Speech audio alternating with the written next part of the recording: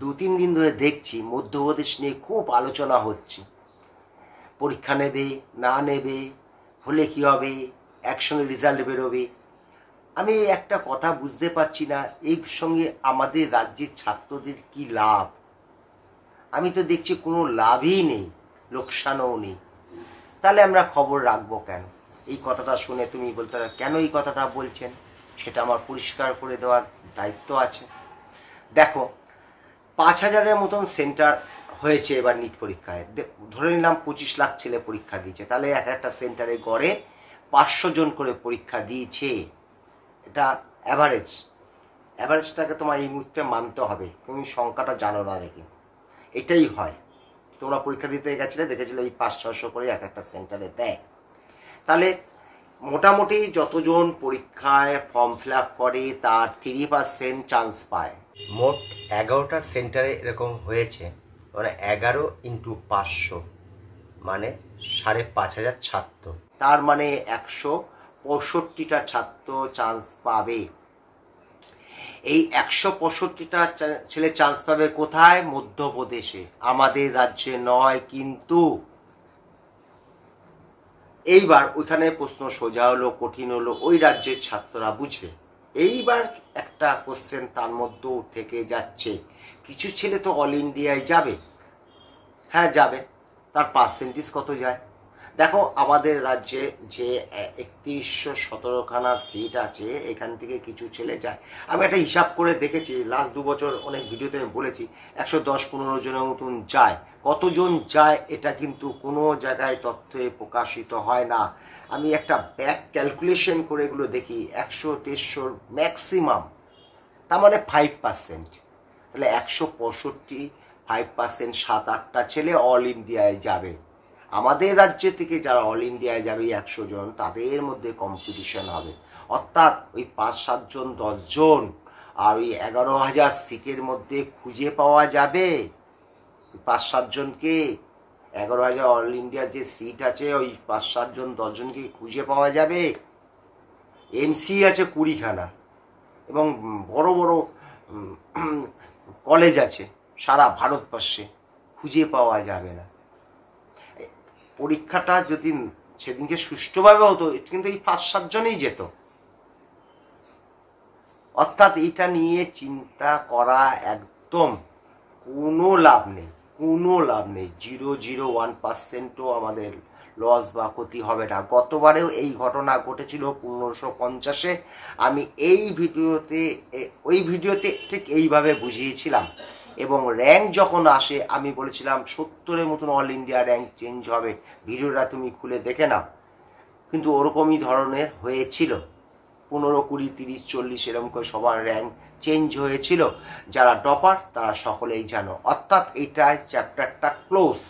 এটা নিয়ে দেখা মানে সময়ের বরবাদ ছাড়া আর কিছুই নয়, সময় বরবাদ ছাড়া আর কিছুই নয়। এইবার আসো দ্বিতীয় ব্যাপার। দেখো, এই মুহূর্তে তোমরা খুব চিন্তাগ্রস্ত মধ্যে রয়েছো। কেউ ভাবছো আমি 620 পেয়ে যাব, সেও 630, খুব ভালো নম্বর। কেউ ভাবছো 550, আরো ভালো নম্বর, শিওর কেস। 580 আমি তো পাবোই, 590 আমি তো পাবো, সকলেই পাক, আমার কোনো অসুবিধা নেই। দেখো, এতটা তো ডিফারেন্স তো কাট অফ যেতে পারে না। 510 থেকে প্রায় 690-এর মধ্যে তো যেতে পারে না। প্রতি বছর কি হতো, ধরো লাস্ট ইয়ারে বা তার আগের ইয়ারে দেখো যা ছিল তার থেকে 5-10 এদিক ওদিক হতো। 5-10 মানে লাস্ট ইয়ার না 22 সাল পর্যন্ত। এই ধরো এবার 595 গেছে, 602 ধরো, 603 ধরো, এই 5-7-10-এর মধ্যে একটা জিনিস হতো। লাস্ট ইয়ারে 50-এর মতন গন্ডলটা পেকেছিল, 610 থেকে 52, 42, আর আমাদের রাজ্যে প্রায় 46। কিন্তু 100 তো ডিফারেন্স না। একটা অবাক করা রেজাল্ট এসেছিল, একটা অবাক করা, গতবার 24 সালে অবাক করা রেজাল্ট এসেছিল, তাতে আমাদের 46 বেড়েছিল। 100 তো ডিফারেন্স নয়। তাহলে আকাশ ভেঙে পড়ার মতন। কেউ বলছে 510, তাদের আমি সম্মান করি, এবং তারা খুবই জনপ্রিয় সেন্টার থেকে বলছে 510, 15, 20, এবং 600 যারা বলছে, 580ও বলছে, তারাও আমাদের দেশের নামকরা সেন্টার। এবার 100 কেন গ্যাপ? কেউ তো একটা ভুল বলছে, কোনো একটা গোষ্ঠী 520 আর 600 গ্রুপ, কারোর তো একটা ভুল হচ্ছে। দুপক্ষের দিকেই ছাত্ররা রয়েছে, মধ্যপন্থার মধ্যেও 550 মধ্যেও ছাত্ররা রয়েছে। অতএব এই সময় দাঁড়িয়ে তোমাদের এই মানসিকতার মধ্যে আমার একটা বিশেষ উপদেশ থাকবে বা আবেদন থাকবে, কেউ কোনো কঠিন সিদ্ধান্ত নিও না। এর মধ্যে সময়ের মধ্যে কোন জায়গায় পড়বে, কোন সেন্টারে যাবে, কার কাছ থেকে কোচিং নেবে, এই সময় তোমরা নিও না। এই অস্থির মনে কোনো দিনও সঠিক সিদ্ধান্ত নেওয়া যায় না। ঠান্ডা মাথায় চিন্তা করতে হবে। অর্থাৎ তার জন্য 14 জুন পর্যন্ত অপেক্ষা করতে আমাদের হবে, যদি 14 জুন রেজাল্টটা বেরোয়, এর আগে নয়। কেননা তোমার একটা সিদ্ধান্ত ভুলের জন্য তোমার কিন্তু পরের বছর নিটকে কিন্তু প্রবলেম হয়ে যেতে পারে। দেখো না কি হয়, কাদের কথা ঠিক হয়, তাদের সেন্টারে না আমি যাব। তারা ছাত্রের মনের কথা বুঝেছিল, কোশ্চেনটা ভালো বুঝেছিল, কোশ্চেনটা কেমন ছাত্ররা উত্তর দিতে পারবে, ছাত্রদের মনের কথা তারা উপলব্ধি করতে পেরেছিল। তাই তাদের কাছেই আমার যাওয়া ভালো। 510 হতে পারে, 530 হতে পারে, 560 হতে পারে, যাদেরই মিলুক না কেন, তারা তার ছাত্রদের নিয়ে খুব চিন্তিত এবং তাদের চিন্তার ফসল পেয়েছ। অর্থাৎ এই সময় দাঁড়িয়ে কোনো রকম অন্য দিয়ে চিন্তা না করে এই একটা মাস আমি মনে করি একটু বইয়ের দিকে নজর দাও। যে 600 পেয়েছে তাকেও বলছি, যে 500 পেয়েছে তাকেও বলছি, সকলেই বইয়ের দিকে নজর দাও, একটু একটু করে পড়ো না। তাতে কি হয়েছে, সময়টাও ভালো কাটবে, মনটাও ভালো থাকবে এবং একটু এগিয়েও থাকলে দেখো কি হয়।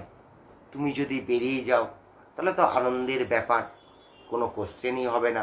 পড়া কিন্তু কোনো দিনও বৃথা যায় না, শিক্ষা কোনো দিন বৃথা যায় না। যদি তুমি যদি বাই চান্স আটকে যাও তাহলেও কিন্তু এই পড়াটা তোমার কাজে লেগে যাবে। অর্থাৎ এই সময় শুধুমাত্র নিজেকে একটু গুছিয়ে সংযম মধ্যে থাকা ভালো। বন্ধুর মধ্যে বিতর্ক বাঁধিয়ে লাভ নেই। যেন একটা পাঁচিল গড়ে উঠেছে শিক্ষক ছাত্রদের মধ্যে, কেউ বলছে 520, কেউ বলছে 590। এগুলো কি হচ্ছেটা কি? কিছুই এইসব তো দরকার নেই, আলোচনার তো দরকার নেই। এবছরটা তো অন্য বছর মতন নয়। দেখো পাথর আর চাল তাও আলাদা করা যায়, এবার দুধ আর জলের সঙ্গে মিশ্রণ ঘটেছে। দুধ আর জলকে আলাদা করা খুব কঠিন কাজ, এবার সেটাই ঘটেছে। পাথর আর চাল নয় এবছর, বুঝতে পেরেছ? অর্থাৎ তুমি যখন নিজের সিদ্ধান্ত নিতে পারছো না, যখন জীবনে কোনোদিন নিজের সিদ্ধান্ত নিজে নিতে পারছো না, সেই সিদ্ধান্ত নিতে গেলে তাকেও একটু সময় দাও। প্রত্যেক গার্জেনের কাছে আমার অনুরোধ থাকলো, এই সময় আপনার কন্যা বা পুত্রর দিকে একটু নজর দিন, ওদের মনোবল বাড়ান। ওদের মন খুব ভেঙে গেছে, এটা কিন্তু বাকি লাস্ট 30 বছরের মধ্যে এমন কিছু ঘটনা ঘটেনি, কিন্তু ওদের উৎসাহিত করুন। দেখো নিট পরীক্ষা প্রথমবারের চান্স কিন্তু অনেকেই পায় না, সেকেন্ড থার্ড ড্রপেই হয়। আমি সেকেন্ড থার্ড ড্রপের কথা বলছি না, চান্স তো পায় 3%, 97 জন ফিরে আসবে, কারণ 3%ই সিট, 3100 মতন সিট আছে, আর ক্যান্ডিডেট প্রায় 120,000। যা হবে সময়ের হাতে আমরা ছেড়ে দিই। এই কটা দিন একটুখানি ফ্রি, আমার সঙ্গে তুমি, তোমার সঙ্গে তোমার বন্ধু, তোমার মা একটু আলোচনা করি, গল্প করি, এই নম্বরটাকে সরিয়ে, র্যাঙ্কটাকে সরিয়ে একটু খোলামেলা অক্সিজেন নিই এবং একটু বইটা দেখি, বইটা পড়ি। কেননা বই দীর্ঘদিন না ছুলে বই থেকেও কিন্তু মনটা ঘুরে যায়। দেখো আজকে সেমন কিছু বললাম না, মূলত ছিল মধ্যপ্রদেশের জিনিসটাকে বোঝানোর জন্যই তোমাদের ভিডিওটা আমার দেওয়া এবং তোমাদের মাথাটাকে ঠান্ডা রাখার জন্য আমি অনুরোধ করছি। আর কি আর বলবো, যদি ভালো লাগে তোমরা একটু লাইক দিও। আমার কথা তোমার যদি যুক্তি বলে মনে হয় অবশ্যই লাইক দিও। আর কি বলবো, সকলে ভালো থেকো। উপরে ঈশ্বর আছে, ঈশ্বর তোমাকে পথ দেখাবে, তার সঙ্গে বই তোমাকে আলোর পথে তোমাকে নিয়ে যাবেই যাবে, এ কোনো দিনও বিফলে যাবে না বলে আজকে ভিডিওটা আমি শেষ করলাম।